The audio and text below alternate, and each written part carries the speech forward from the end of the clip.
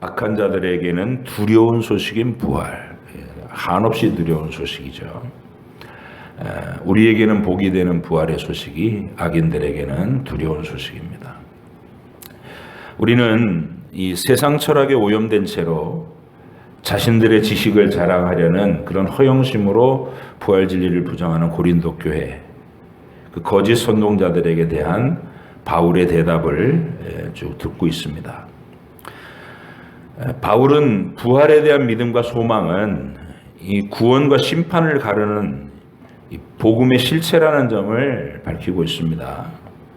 바울은 부활을 설명할 때 세상의 이론과 지식을 굳이 거론하지 않습니다. 헬라 철학의 이원론은 이래서 틀렸고 저래서 허점이 있다, 이런 식으로 설명하지 않는다는 거예요. 바울은 예수님의 십자가에서의 그 대속의 죽음과 부활의 진리 위에 굳건히 서지 않는 자는 구원을 얻지 못한다라는 말로 강력하게 진리의 선을 긋고 시작했습니다. 그리고 그가 부활을 설명한 가장 강력한 증거 두 가지는 성경대로라는 말과 500명이나 되는 증인들이라는 존재였습니다. 부활은 어쩌다 보니 인류 가운데 예수라고 하는 위대한 인물이 태어나서 그가 자기 지혜로 고안해내고 인류를 위로하기 위해서 가르친 이론이 아니라는 것을 설명하는 말, 그게 성경대로라는 말입니다. 부활을 포함한 구원의 진리 전체는 영원한 태초부터 성부와 성자와 성령 하나님 사이에 공유하신 삼위일체 하나님의 크고 위대한 계획이었던 것입니다. 하나님은 피조물들에게 주신 최상의 선물이었던 자유의지가 이게 잘못 사용되면 영원히 하나님을 대적하는 악으로 전락할 수 있다는 사실을 너무나 잘 알고 계셨습니다. 천사 중에서 가장 뛰어났던 우두머리 하나와 그를 추종한 3분의 1의 천사들이 그 길로 가고 말았습니다. 하나님은 천사들에게는 타락한 천사들에게는 구원의 계획을 가지신 바가 없습니다. 선한 천사들은 하나님의 거룩한 영광을 드러내는 존재로 삼으셨고, 타락한 천사들은 하나님의 영원하신 심판의 위엄을 드러낼 존재로 심판의 때까지 일정 부분만 통제하시면서 내버려 두고 계십니다. 하나님은 천사와는 다르게 자신의 형상을 입히셔서 이 관계와 사랑의 존재인 인간을 지으셨어요. 사탄은 그 인류의 대표에게 거짓말을 해서 하나님을 배반하도록 유혹했습니다. 아담이 사탄의 거짓말을 듣고 타락하자 인류 전체는 위대한 하나님의 형상에서 가장 사악한 마귀의 추종자로 전락되고 말았죠. 그러나 하나님은 마귀의 해방과 대적하는 공격에 결코 손해를 보시거나 당황하시는 분이 아니십니다.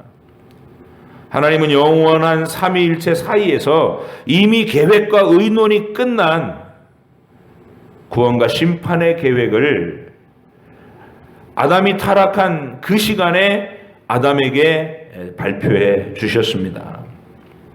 구원의 진리입니다.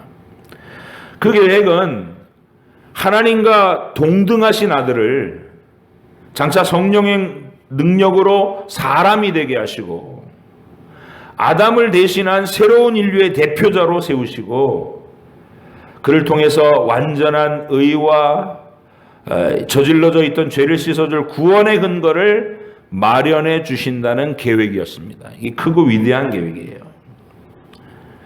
하나님의 아들이 사람이 되실 것과 대속의 죽음을 죽으실 것과 부활하셔서 택하신 모든 영혼들을 영원한 하늘 백성으로 완성시키신다는 크고 위대한 계획은 태초부터 어느 시대에나 선포되었던 것입니다. 우리는 그 크고 놀라운 하나님의 구원 계획과 그것을 믿었던 각 시대의 택하신 백성들의 이야기를 기록을 통해 만납니다. 그것이 성경이죠.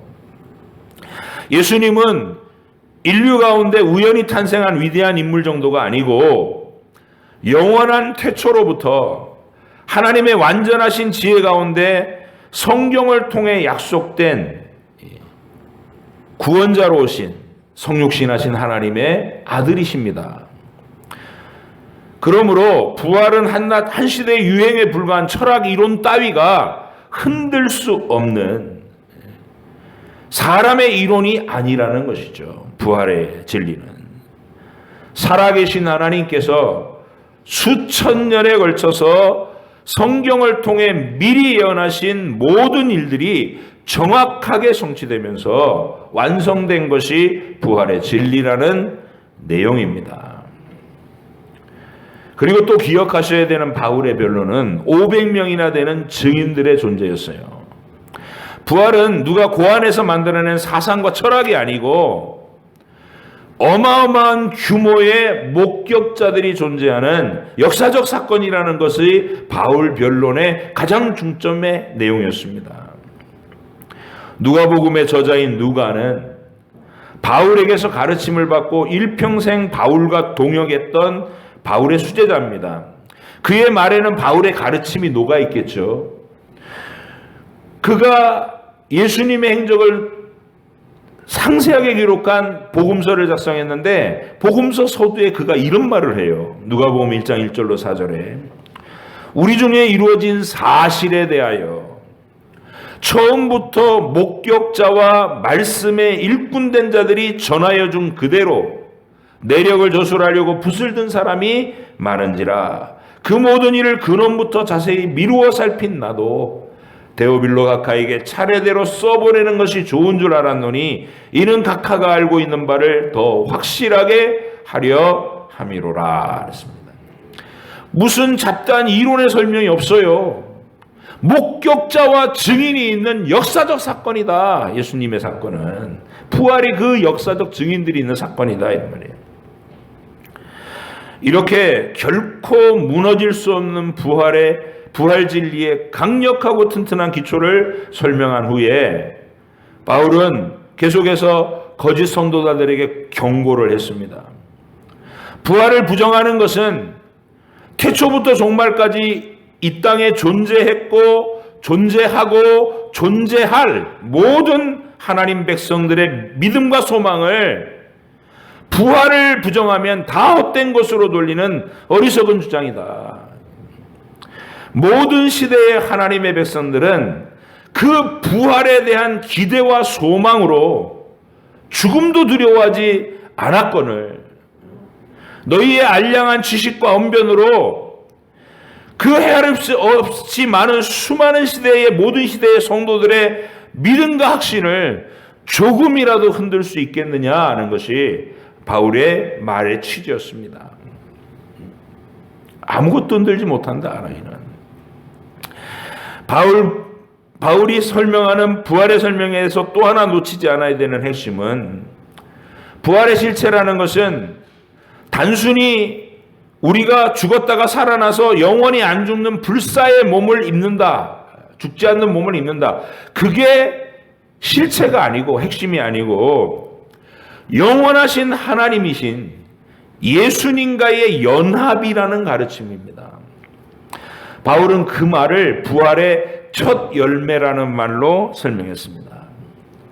부활이 단순히 불완전한 피조물들이 자기들끼리만 영원히 죽지 않는 그런 육신적 차원의 이야기가 아니고 전능하신 삼위일체 하나님께서 자신의 완전하신 생명으로 우리의 영생을 충만하게 채우시는 완전한 부활, 완전한 충만의 부활이라는 그런 말입니다. 사도 요한은 그 확신을 이렇게 말했습니다. 요한일서 3장 2절로 3절에 사랑하는 자들아 우리가 지금은 하나님의 자녀라. 장래에는 어떻게 될는지 아직 나타나지 아니하였으나 그가 나타나시면 우리가 그와 같을 줄 아는 것은 부활하신 주님이 다시 오시면 우리가 그와 같아질 거라는 걸 안다는 거예요. 그의 참모습 그대로 볼 것이기 때문이니 주를 향하여 이 부활의 소망을 가진 자마다 그의 깨끗하심과 같이 자기를 깨끗하게 하느니라 이렇게 말하고 있어요. 하나님이신 예수님이 완전한 부활의 첫 열매가 되셨고 하나님의 때가 차면 우리도 그 주님과 같은 종류의 완전한 부활에 참여한다는 가르침입니다. 단순하게 안 죽고 영원히 산다 이 얘기가 아니라는 거예요. 하나님 안에 충만이라는 거예요. 자, 이런 튼튼한 부활 진리의 기초 위에 바울은 오늘의 본문을 계속 말하고 있는 겁니다. 27절로 28절은 여러분의 이해를 돕기 위해서 현대어 번역으로 함께 읽어보시겠습니다. 현대어 번역 27절 28절. 모든 것을 지배하는 권세를 아버지께서 그리스도에게 내리셨습니다. 그러나 지배하는 능력을 주신 아버지 자신은 그리스도의 지배 아래 들어가지 않는다는 것은 두말할 여지가 없습니다. 그리스도께서는 모든 원수와의 싸움에서 마지막 승리를 거두신 후에 하나님의 아들로서 자신을 아버지의 영광 아래에 두십니다. 그리하여 모든 것을 정복하도록 아들에게 승리를 주신 하나님께서 최고의 존재가 되시는 것입니다. 동등하시지만 질서 아래 있으신다, 복종하신다는 얘기예요. 그러므로 부활은 하나님 아버지께서 최고의 정점이 되셔서 성자와 성령과 영원히 일체되심과 같이 우리도 삼위일체 하나님의 그 완전한 사랑, 생명과 사랑의 연합 안으로 초대하시는 신비롭고 크고 놀라운 일이라는 반복된 선언인 것입니다. 단순하게 안 죽고 영원히 사는 육체인적인 얘기가 아니라는 거예요. 신의 거룩한 신비로운 그 존재 속으로 우리가 초대함을, 그 사귐을 영원히 누리는 존재로 하나님이 매 순간을 충만하게 채워주시는 부활로 약속하신 것이 부활입니다. 다음은 29절로 34절입니다. 같이 읽으실게요. 개역성경으로 있습니다. 시작. 만일 죽은 자들이 도무지 다시 살아나지 못하면 죽은 자들을 위하여 세례를 받는 자들이 무엇을 하겠느냐? 어찌하여 그들을 위하여 세례를 받느냐? 또 어찌하여 우리가 언제나 위험을 무릅쓰리요? 형제들아, 내가 그리스도 예수 우리 주 안에서 가진 바 너희에 대한 나의 자랑을 두고 단언하노니 나는 날마다 죽노라. 내가 사람의 방법으로 에베소에서 맹수와 더불어 싸웠다면 내게 무슨 유익이 있으리요? 죽은 자가 다시 살아나지 못한다면 내일 죽을 터이니 먹고 마시자 하리라. 속지 말라. 악한 동무들은 선한 행실을 더럽히나니 깨어 의를 행하고 죄를 짓지 말라. 하나님을 알지 못하는 자가 있기로 내가 너희를 부끄럽게 하기 위하여 말하노라. 디테일한 하나하나의 표현을 다 설명하자면 시간이 많이 갈 거예요. 근데 오늘은 핵심만을 얘기해서 여기서 바울은 부활을 부정하는 악한 자들의 가련한 실체를 드러내주고 있는 겁니다. 부활의 소망을 확신하는 우리는 하나님 안에서의 그 완전하고 충만한 영생에 대한 기대로 방탕한 삶을 사는 게 아니라 그 하나님 앞에 충만하고 완전해질 내 미래의 존재를 생각하면서 죄를 멀리하며 정결한 모습을 유지하기 위해서 하나님 앞에 칭찬받는 그런 삶을 살기 위해서 절제하며 경건한 삶을 산다고 말해요. 하지만 부활과 하나님의 심판을 부정하는 자들은 파멸을 자초하는 무식한 용맹을 드러낸다고 말합니다. 무식한 용맹을 드러내요. 그들이 이 세상에서 큰 소리치며 살아가는 대표적인 모습이 이런 거라는 거예요. 내일 죽을 터이니 먹고 마시자 하는 거랍니다. 바울은 정말 부활이 없다면, 너희들이 얘기하는 것처럼 정말 부활이 없다면 교만한 인간들이 하나님 앞에서도 두려워하지 않고 막 사는 모습이 될 수 있다고, 그렇게 돼버릴 거라고 경고하고 있는 것입니다. 우리는 주변에서 이런 말을 하는 사람들을 종종 보죠. 죽기밖에 더 하겠어? 죽기밖에 더 하겠어. 그러면서 남들은 흉내도 못 낼 위험하고 아찔한 상황에서도 죽음을 불사하는 용기를 보여주기도 해요. 죽기밖에 더 하겠어? 이러고 살아요. 그럴 때 그들의 그 용감한 태도의 근거가 뭡니까? 죽으면 끝이라는 생각입니다. 어차피 끝나면 끝나는 거. 여기서 한 번뿐인 인생 그냥 한 번 배팅을 크게 하고 죽겠다. 그러면서 죽기밖에 더 하겠어? 이러고 불로 뛰어드는 사람들이 있어요. 미안하게도 하나님께서는 성경을 통해서 죽음은 끝이라고, 죽음은 끝이 아니라고 분명하게 말씀하고 계십니다.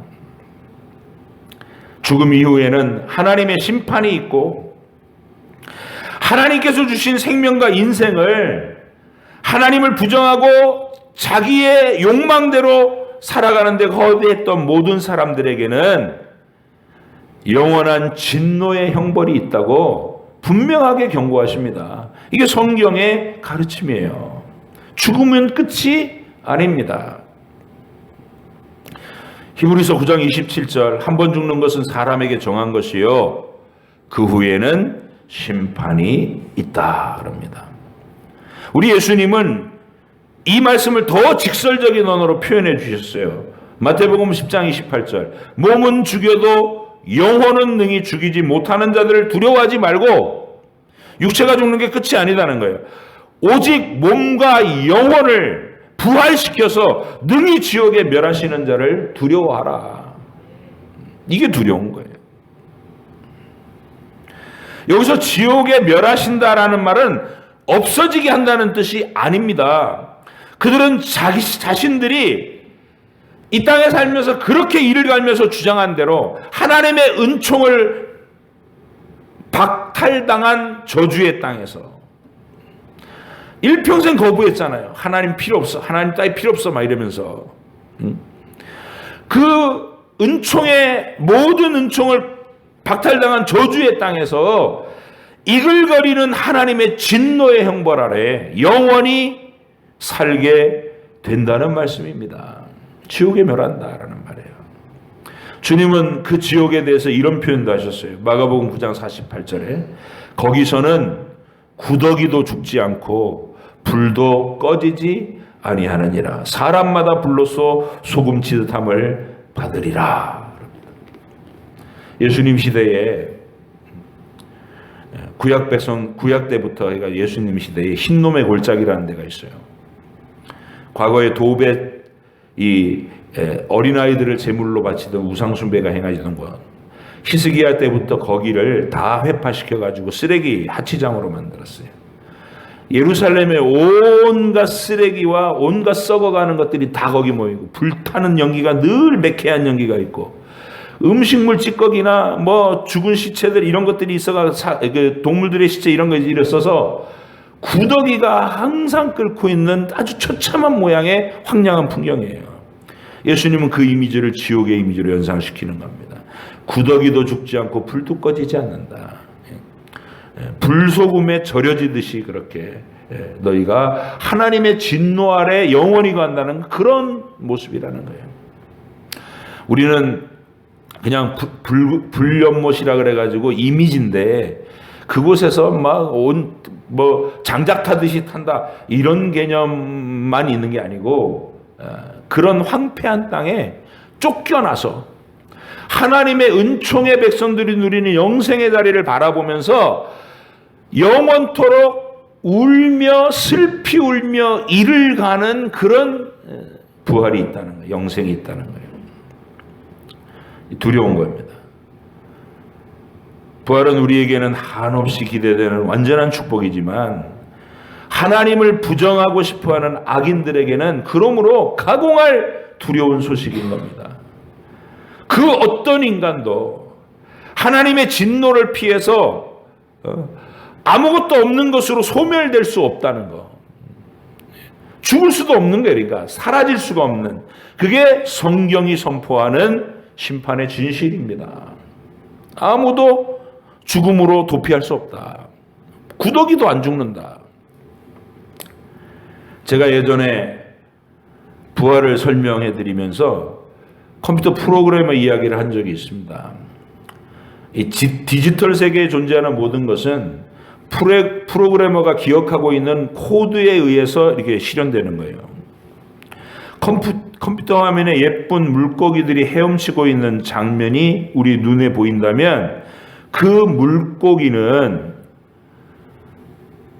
제작자가, 프로그래머가 작성한 코드가 현실의 색깔과 모양을 입어서 이렇게 살아서 헤엄치는 것으로 보이는 거예요.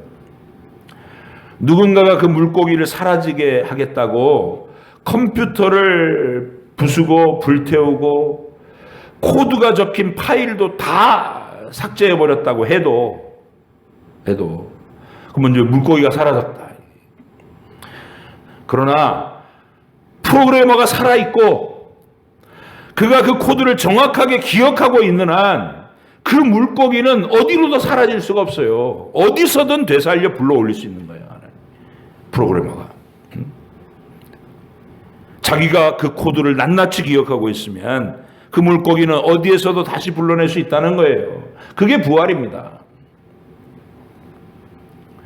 우리가 살고 있는 이 3차원의 우주, 우리의 이 현실 세계는 하나님께서 기억하고 계신 원소들의 조합과 이 DNA라고 부르는 코드표가 생명체를 이루어서 숨쉬게 하고 움직이게 하는 거예요.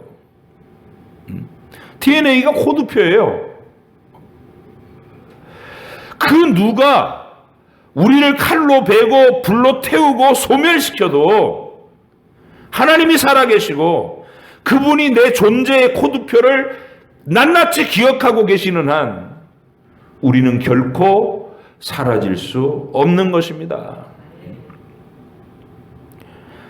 그래서 이 세상에서 가장 두려운 것은 육체가 죽어서 내 몸이 해체되는 것이 두려운 것이 아니고 영원히 살아계신 그 하나님과 적대적인 관계로 남는 것이 가장 두려운 것입니다. 그분의 기억 속에 내가 진노의 대상으로 일평생 내가 하나님을 저주하며 하나님을 대적했던 그 모든 일을 낱낱이 기억하고 영원히 진노하시는 곳으로 나를 불러 세우실 때 그게 진짜 두려운 심판인 것이고 죽음인 것입니다. 그게 심판의 부활이에요.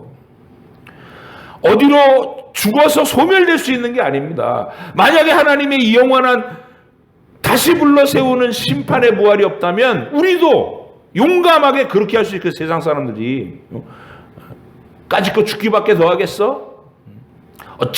죽으면 끝인데 뭐 하나님도 나를 어쩌겠어. 죽으면 끝인데 천만에요. 사라질 수 없습니다.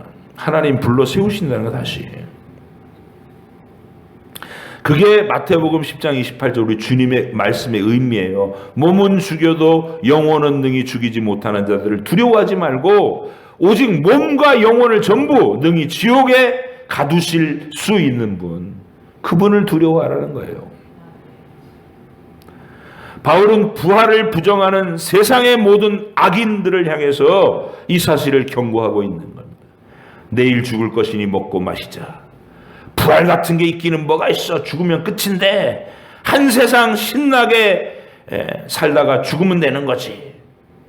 이런 말은 부활의 진리 앞에서 가장 어리석은 생각이라는 거죠.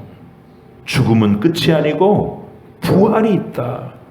단 하나님의 충만함 속으로 초대되는 생명의 부활과 하나님의 영원한 진노 아래서 도망갈 곳이 없는 심판의 부활도 있음을 잊지 마라. 이런 뜻입니다.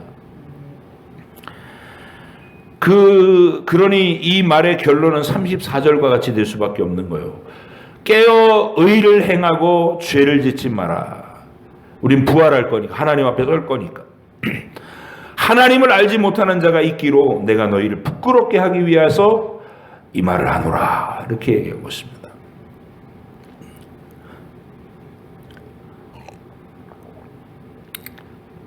부활에 대한 바울의 그 다음 변론은 35절로 38절입니다.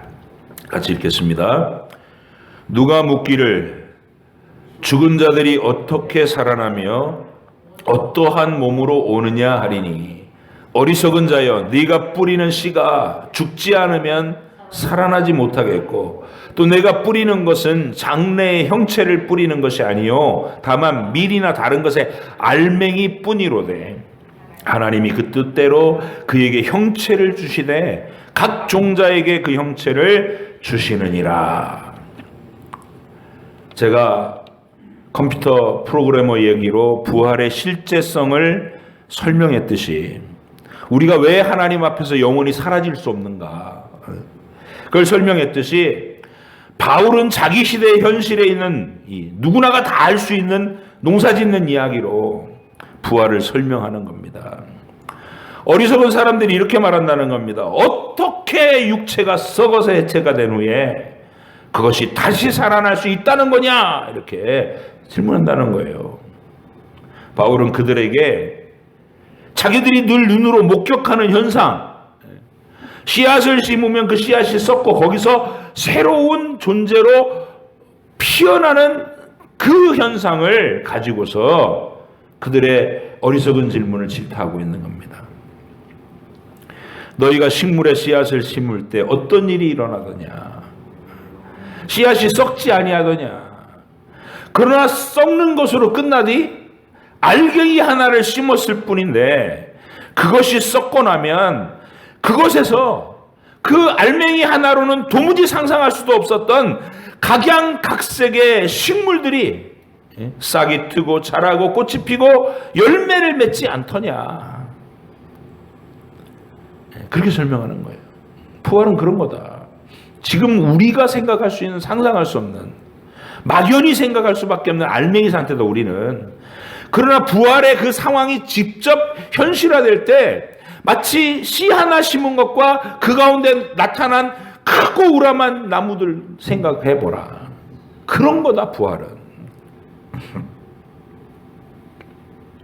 우리의 유한한 현재의 육체가 죽음으로 해체되고 나면 그것으로 끝이 아니고 전혀 새로운 차원의 영원한 부활의 그 삶이 나타난다는 것입니다. 그걸 강력하게 이 비유로 증거하고 있는 거예요.